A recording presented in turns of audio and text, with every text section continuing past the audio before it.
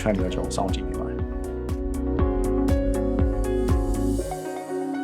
ဒီ ID နဲ့ပတ်သက်ပြီးတော့ကျွန်တော်ပထမတစ်ခုအနေနဲ့ cloud ပေါ့နော်ဆိုတော့ပုံမှန်ဒီ network ပိုင်း infrastructure ပိုင်းလေ့လာတဲ့ cloud ပိုင်းကိုလည်းထပ်ပြီးတော့လေ့လာသင်တယ်လို့မြင်မိတယ်နောက်ကျတော့ဒီ developer တွေပေါ့နော် developer တွေအနေနဲ့ဆိုလို့ရှိရင်လည်းအရင်လို traditional development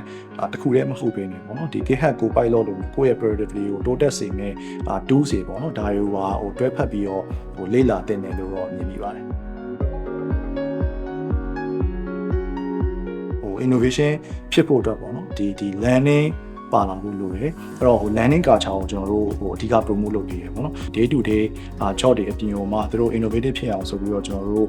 landing အတွက်ကိုပေါ့နော် support ပေးထားတဲ့ဟာတွေရှိတယ်ဥပမာဖြင့်ဆိုလို့ရှိရင်ကျွန်တော်တို့LinkedIn landing account လေးသူတို့ create လုပ်ထားပေးတယ်သူတို့အဲ့မှာအချိန်မရွေးလေ့လာလို့ရတယ်ပေါ့နော်ဆိုတော့နောက်တစ်ခုအနေနဲ့ဆိုလို့ရှိရင်ကျွန်တော်တို့လာရင်ပေါ့နော်ဒီ Friday တစ်ရက်ကိုကျွန်တော်တို့က Fuel Friday ဆိုပြီးတော့ကျွန်တော်တို့ဒီ landing culture လေး